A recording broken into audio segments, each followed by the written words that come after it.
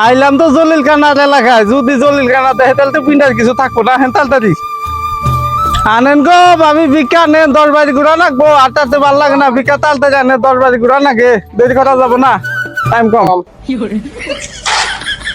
আহেন আল্লাহ আমিন। ভাবি জানি বড় বড় দুইটা আল্লাহ যদি পোলা দেয়, এই দোয়া করে গেলাম। আহেন আমিন।